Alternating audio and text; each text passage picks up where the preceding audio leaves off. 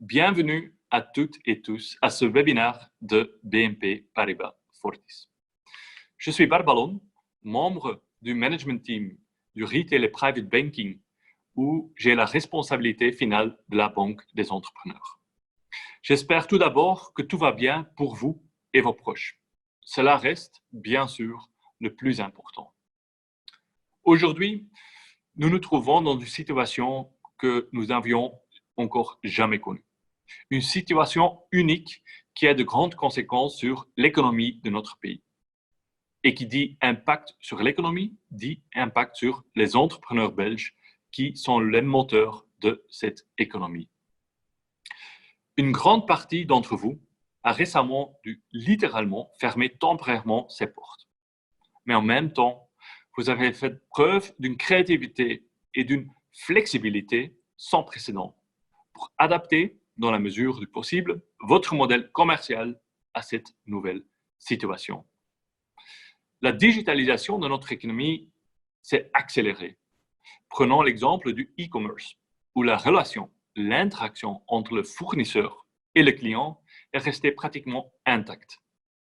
Cela a fait son chemin dans des entreprises qui n'étaient pas encore prêtes pour cela avant l'arrivée du corona. En outre, une récente enquête auprès de nos clients indique que 15% des particuliers belges déclarent qu'ils consommeront également davantage en ligne après la crise. Un autre exemple se trouve dans le télétravail. En quelques semaines, c'est devenu la norme dans de nombreuses entreprises. Aujourd'hui, par exemple, quelques 8000 collègues travaillent à domicile au sein de notre entreprise et interagissent entre eux, mais aussi avec les clients et les fournisseurs par vidéoconférence. Il est certain que nous retournerons en partie vers nos places de travail physiques après cette crise Corona, car le télétravail n'est pas une solution pour toutes les circonstances, mais il s'est quand même intégré structurellement dans notre organisation du travail et a également convaincu les derniers sceptiques. Ensuite, il y a la digitalisation de nos systèmes de paiement.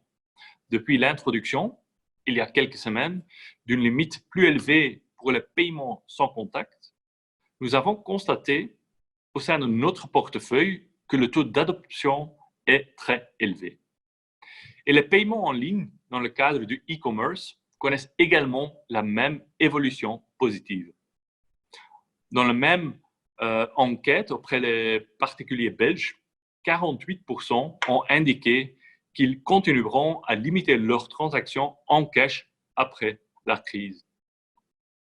Depuis quelques jours, beaucoup d'entre vous sont soulagés et sont heureux de pouvoir sortir de ce long lockdown. Et lorsque je regarde les derniers mois et la manière dont notre banque, et bien sûr, en premier lieu, nos conseillers, vos chargés de relations, étaient prêts à vous aider, je ne peux qu'être fier.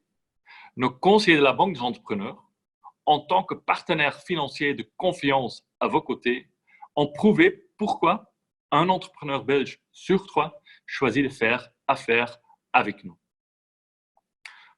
Au cours des dernières semaines, ils ont tous fait des efforts supplémentaires pour soutenir de manière proactive les indépendants et les PME en leur offrant des conseils et des solutions sur mesure.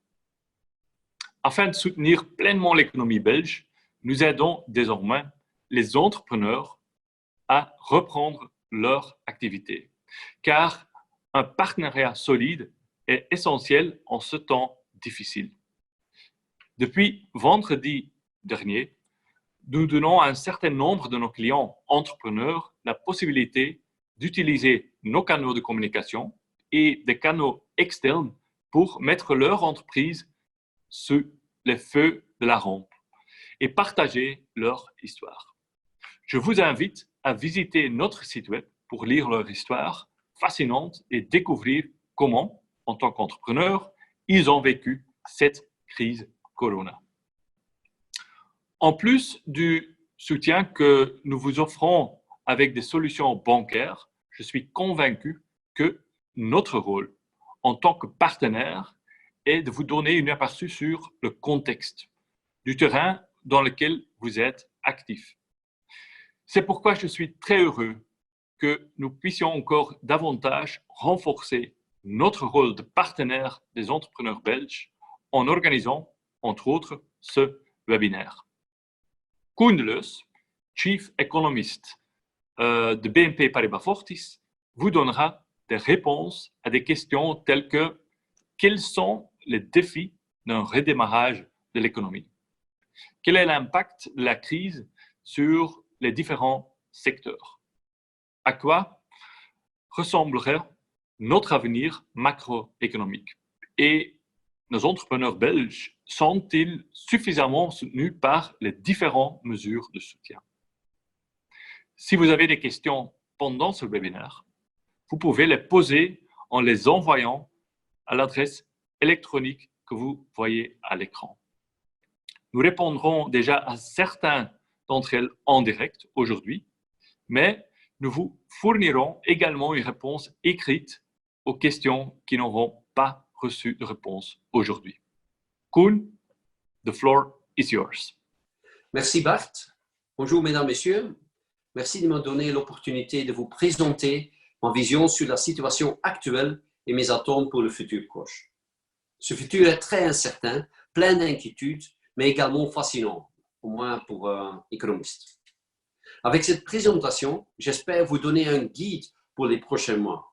Un guide qui probablement devra être adapté de temps en temps par de nouvelles choses négatives qui pourraient se passer lors de nouvelles vagues de contamination du Covid-19, mais espérons-le aussi par des événements positifs comme par exemple la découverte d'un médicament ou encore mieux d'un vaccin. J'ai rédigé cette présentation autour des 5 questions suivantes. Premièrement, quel est l'impact du coronavirus sur l'économie? Deuxièmement, quel est l'impact sur les différents secteurs? Troisièmement, quels sont les défis pour le redémarrage de l'économie? Quatrièmement, quelles sont nos perspectives macroéconomiques? Et pour finir, quelles sont les mesures d'accompagnement des entreprises prises par le gouvernement? Commençons avec l'impact du coronavirus. L'économie a diminué de 3 à 5% durant le premier trimestre. Pour le deuxième trimestre, je m'attends à une chute de 20% d'une année à l'autre. La confiance a dégringolé partout dans la zone euro. Ce qui est remarquable, c'est que la confiance dans le secteur des services a chuté beaucoup plus fort par rapport au secteur industriel. Les services, c'est là où il y a le plus de contacts face-to-face, donc cela veut dire bien évidemment que c'est dans ces secteurs-là où l'impact sera le plus important. Et je crains que le redressement de la confiance prenne du temps. En Allemagne, où les magasins ont rouvert il y a quelques semaines, on a constaté que les Allemands ne se sont pas précipités pour aller faire du shopping. Cela vaut aussi pour la Belgique. En Chine, qui nous devance d'1 à 2 mois, on constate que les Chinois sont retournés au travail, mais c'est aussi la seule chose qu'ils font. Ils vont au travail et le soir, ils retournent à la maison. Durant le week-end, ils restent à la maison. Ils ne vont pas au magasin ni au shopping center. Ça va prendre du temps avant que cela se normalise. Et tant qu'il n'y a pas de vaccin, les gens vont rester très prudents. L'impact sur la consommation est terrible. L'achat de vêtements a chuté fortement. Pourquoi acheter de nouveaux vêtements si vous ne pouvez pas les montrer aux collègues, n'est-ce pas? Nous remarquons aussi une baisse énorme au niveau de la vente des voitures, des meubles et de l'appareillage électronique. D'un autre côté, au début du lockdown, nous remarquons une hausse spectaculaire de l'achat de nourriture et de boissons. C'est un peu comme à la guerre. Pour survivre pendant la guerre, et je passe maintenant au slide suivant, il vous faut de la soupe, du corned beef et beaucoup de papier toilette. Cette situation s'est stabilisée un petit peu le mois passé. On constate une diminution au niveau des achats de nourriture et de boissons grâce aux armoires de provisions bien remplies. Mais on observe aussi, pour le deuxième mois consécutif, une forte réduction d'achats pour presque tous les autres produits. Il y a un canal de vente qui en a profité. La vente en ligne qui a progressé de 8%. Les PME et les grandes entreprises étaient déjà présentées sur ce marché. Avec un quote-part de 30% de leur chiffre d'affaires, la Belgique figure parmi les meilleurs de la zone euro. En ce qui concerne les petits commerces et négociants, un tiers avait déjà un réseau en ligne. Les derniers mois, la moitié de ceux qui n'en avaient pas, ils ont rejoint. Le commerce électronique ne compense pas le chiffre d'affaires perdu dans les magasins physiques. La boutique en ligne a rapporté en moyenne un cinquième du chiffre d'affaires habituel. Mais combiné avec la prime de nuisance, cela suffisait à la plupart des commerçants de survivre, selon une étude dans le journal de tête et l'Écho. La consommation souffre, mais ça vaut aussi pour les investissements. Ce que vous voyez dans ce graphique, c'est l'évolution des bénéfices par rapport aux investissements des entreprises. Une diminution des bénéfices va de pair avec une chute des investissements. Les analystes prévoient une diminution de 25 à 40%. Pour notre banque, cela signifie que le nombre de demandes pour des emprunts d'entreprise pourrait être très limité cette année. C'est ce qu'on a observé aussi durant les crises précédentes en Belgique. Cela a pris 3 ans avant que les emprunts d'entreprise ne soient au même niveau qu'avant l'explosion de la bulle Internet. Pour ce qui concerne la grande récession, cela a duré 6 ans avant que les investissements ne soient rétablis. Les investissements représentent à peu près 20 à 25% du PIB. Maintenant, un sondage récent du VOCA, le réseau flamand des entrepreneurs, montre que 3/4 des entreprises qui avaient l'intention d'investir vont retarder les investissements.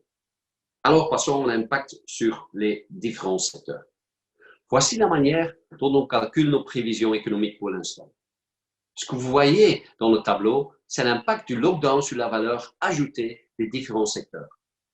En avril, au moment où le lockdown était le plus extrême, nous avons constaté un impact négatif de 52% pour la construction, la troisième ligne dans le tableau. Les autres secteurs qui ont souffert gravement étaient les catégories vente en gros et transport et l'immobilier. L'impact moyen sur le chiffre d'affaires pour toutes les catégories monte à moins 33% pour le mois d'avril. Cela correspond à l'impact estimé sur la croissance économique. Nous faisons toutes les 2 semaines un sondage auprès des fédérations sectorielles pour connaître l'impact ainsi que leurs provisions. Alors, nous estimons l'impact dans les mois à venir et de là, on déduit nos prévisions économiques pour l'année. Je reviens dans 1 minute sur ces prévisions, mais avant de pouvoir faire des estimations, il faut qu'on regarde d'abord les défis pour le redémarrage de l'économie. Avec l'ouverture de l'économie, est-ce qu'on se précipite vers une normalisation de la situation? Je ne suis pas optimiste. Voici un sondage qui a été effectué par la BNB. Quelles sont les raisons pour la baisse du chiffre d'affaires? Oui, le lockdown est important, et à condition que le lockdown soit abrogé progressivement, l'économie redémarrera. Mais la raison principale de la diminution est de la demande. Est-ce que les citoyens vont se précipiter vers les magasins pour acheter des vêtements ou des voitures ou d'autres choses? Ce n'est pas ce qu'on constate en Chine ou au Singapour où ils nous devancent de 2 mois. Les gens, et certainement les personnes âgées et les personnes vulnérables, ont peur et cela ne va pas changer tant qu'il n'y aura pas de vaccin. Regardons ces différents points, ces différents risques un peu plus en détail, en commençant par la chaîne d'approvisionnement. Une rupture dans cette chaîne pourrait compliquer le redémarrage de l'économie au moment de la réouverture. Personnellement, je vois 2 complications potentielles. 1, parmi les différents grands et petits fournisseurs, il y en a quelques-uns qui ont fait faillite. L'entreprise doit chercher un autre fournisseur à ce moment-là et ça peut prendre du temps. 2, la chaîne d'approvisionnement venant de l'étranger est cassée.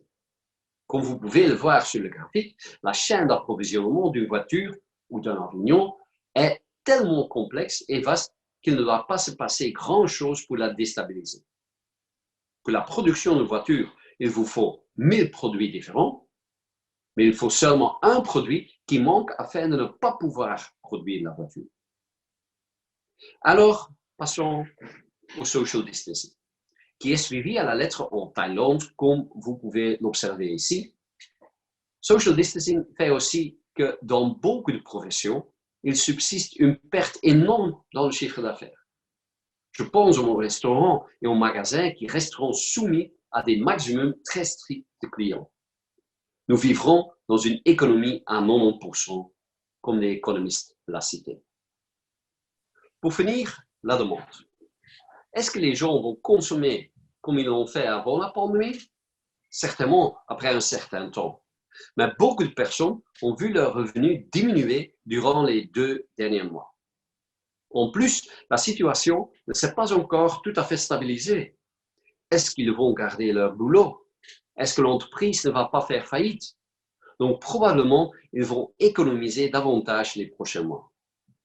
La situation des personnes âgées et des personnes vulnérables est encore plus difficile. Ce groupe ne va pas consommer comme avant tant qu'il n'y aura pas au moins un médicament et de préférence un vaccin. Que la crainte est bien présente, nous le voyons dans les intentions des consommateurs. Les gens ont plus peur qu'avant pour se rendre au magasin, pour aller au cinéma ou pour faire du shopping. D'un autre côté, l'expérience de faire du shopping online leur a plu, on a l'impression.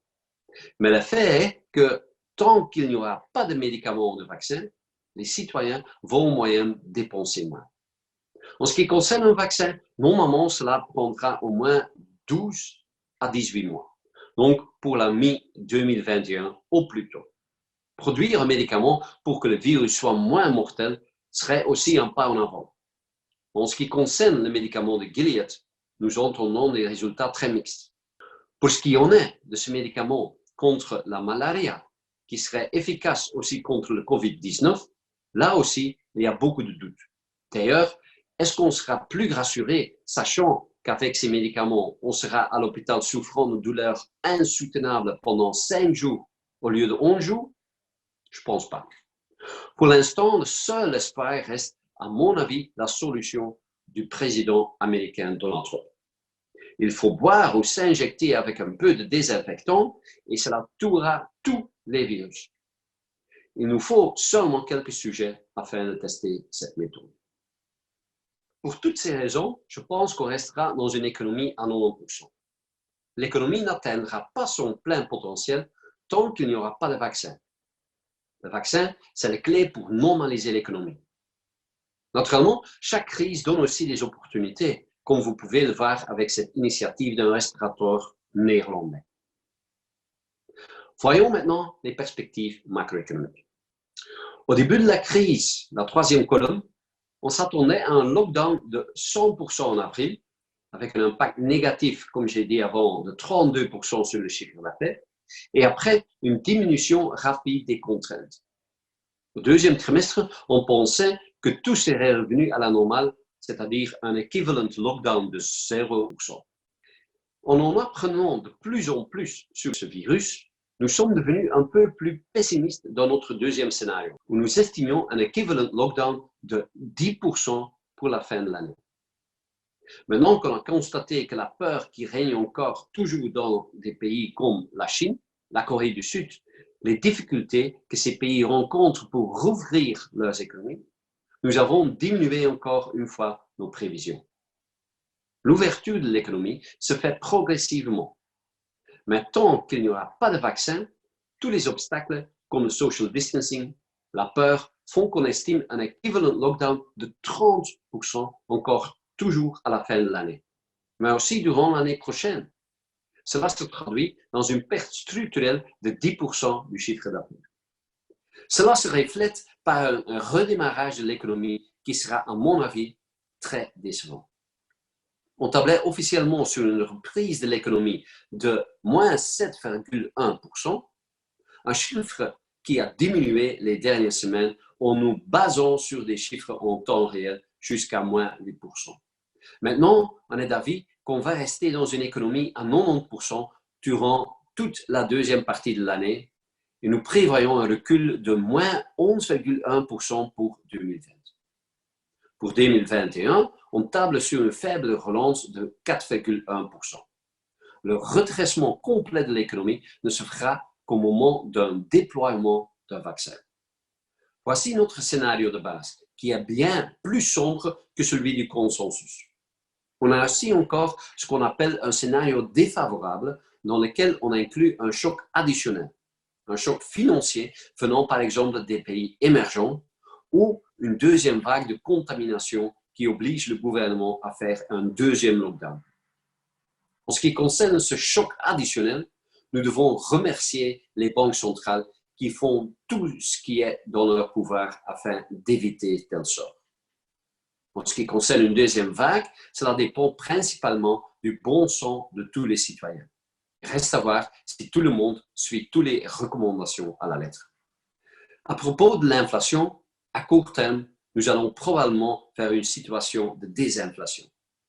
La contribution de l'énergie est fort négative à cause de la chute du prix du pétrole, mais aussi pour l'inflation sous-jacente, qui n'inclut pas l'énergie ni la nourriture. On table sur un chiffre négatif cette année. Dans l'inflation sous-jacente, il y a une grande contribution des services. Et ce sont exactement ces services qui seront touchés le plus fort par la distance sociale. Donc, une diminution de l'inflation durant les 2 années prochaines est presque une certitude. Finissons avec les mesures d'accompagnement des entreprises. Dans ce tableau, vous trouvez les mesures prises par les gouvernements en pourcent du PIB. La première colonne représente les mesures qui ont un effet immédiat sur la position de liquidité des entreprises et des ménages. Dans la colonne deferral, il s'agit d'impôts différés, mais aussi des reports de remboursement de crédit. La dernière colonne pointe principalement vers les garanties données par les gouvernements pour des emprunts. Comme vous pouvez le voir, la réponse de la Belgique est maigre par rapport aux autres pays, certainement pour ce qui concerne les mesures avec un impact immédiat. Et j'espère que dans un court délai, plus de support sera disponible. Regardons pour finir les principales mesures que le gouvernement belge a prises pour vous aider. 1. La procédure pour le chômage temporaire est devenue plus flexible et les indemnités plus élevées. 2. En ce qui concerne les cotisations des employeurs à la sécurité sociale, il y a plus de flexibilité dans les demandes de report. 3. Ça vaut également pour les demandes et le report de la TVA et l'impôt des sociétés. 4. Il y a une allocation aux indépendants dont l'entreprise a dû fermer. 5. On peut demander un report des remboursements de crédit moyennant certaines conditions. 6. Le gouvernement a négocié avec les banques un système de garantie pour 50 milliards d'euros pour de nouveaux crédits et lignes de crédit d'une durée maximale de 12 mois. Mais moi, je crains que la période 12 mois soit beaucoup trop courte et devrait être élargie significativement. Voilà, mesdames et messieurs, je suis à la fin de ma présentation. Récapitulons tout cela très brièvement.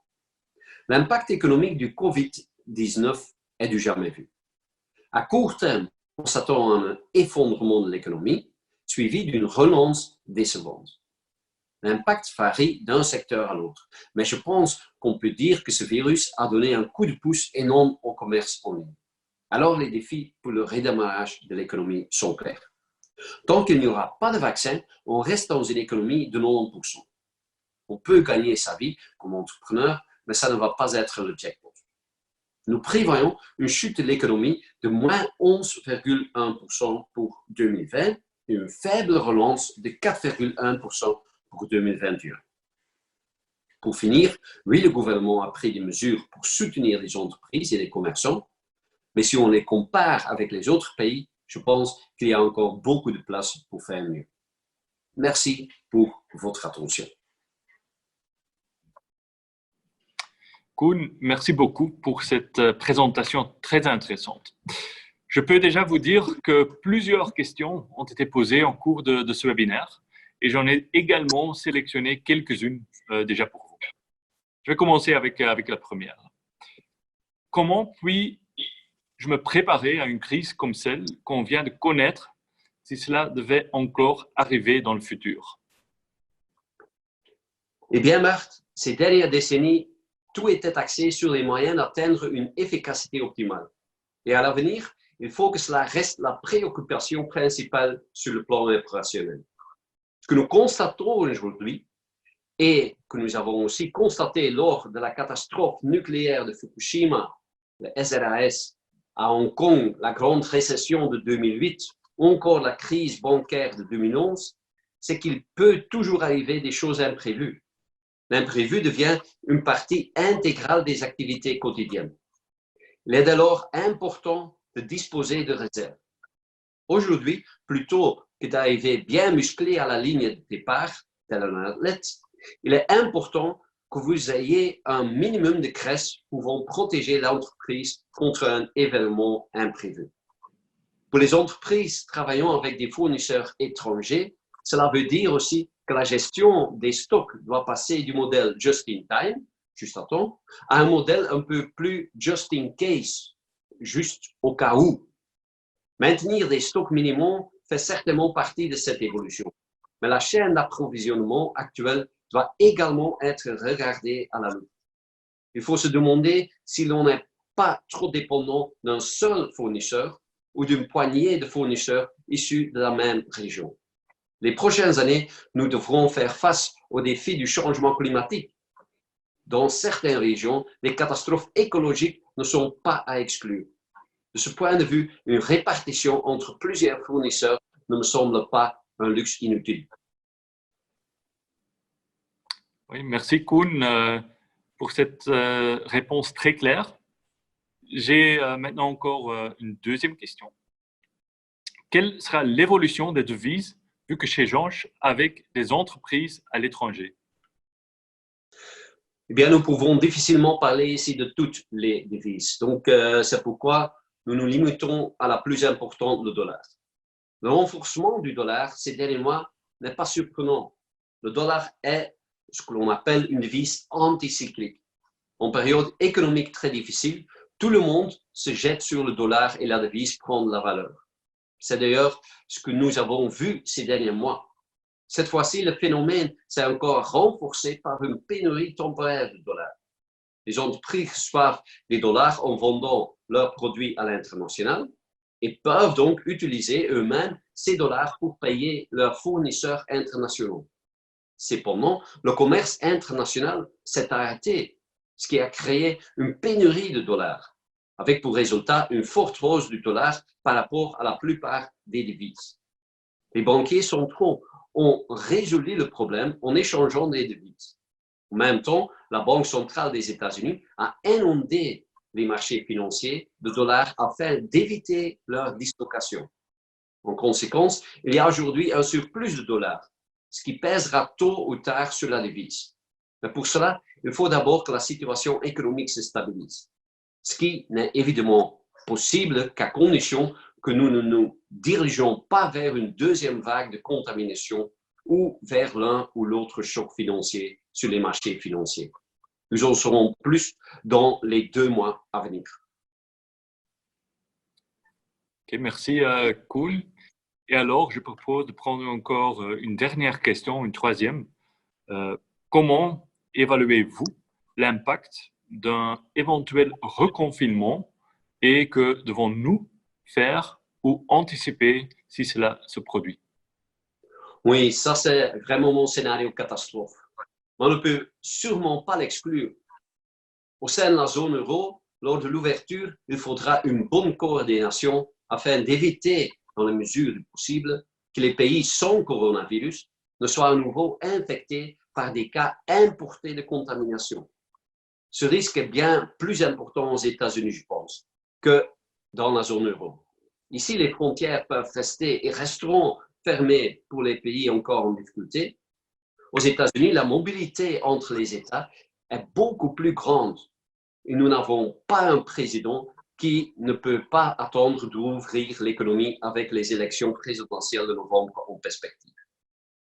Je crains qu'un nouveau confinement serait le coup de grâce pour les entreprises qui avaient déjà du mal à garder la tête hors de l'eau pendant la première période de confinement. Les problèmes de liquidité deviennent alors des problèmes de solvabilité, ce qui les conduit à la faillite. Quant au chômage temporaire, il se transforme en chômage structurel. La récession se prolonge et la reprise prend ce moment-là en puissance. En cas de chômage temporaire, les travailleurs reprennent leur activité après un certain temps. S'ils ont réellement été licenciés, ils entrent dans une période difficile et peut-être longue de recherche d'un nouveau emploi. Les gens vont aussi moins dépenser, ce qui pèse davantage sur la demande et peut encore faire sombrer d'autres entreprises. Comme je l'ai déjà dit, c'est mon scénario catastrophe. Maintenant, il est très difficile de s'y préparer. Ce qu'on peut faire, cependant, c'est faire de nécessité vertu en choisissant de créer un canal de vente en ligne là où on hésitait à le faire jusqu'à présent. Cela ne permettra pas de compenser les ventes normales au magasin, loin de là, mais c'est peut-être tout juste suffisant pour pouvoir garder la tête hors de l'eau. En outre, de nombreux Belges ont découvert le shopping en ligne pendant le confinement. Même si la deuxième vague de contamination ne se produit pas, la boutique en ligne est un canal de vente supplémentaire qui peut donner un coup de pouce supplémentaire à la croissance du chiffre d'affaires à l'avenir. Vos concurrents le feront. Si vous ne le faites pas, la future croissance de votre chiffre d'affaires en pâtira. Merci, Koen, pour ces réponses très claires. Mesdames, Messieurs, comme indiqué dans mon introduction, nous nous limiterons dans ce webinaire à répondre à 3 questions en direct. Mais vous pouvez vous attendre à une réponse écrite à toutes vos autres questions dans le courant de cette semaine ou la semaine prochaine. Je vous invite également à contacter votre conseiller personnel si vous avez des questions. Il est prêt à vous soutenir, à vous accompagner dans la relance et le développement de vos activités. Je vous remercie de votre attention et à bientôt.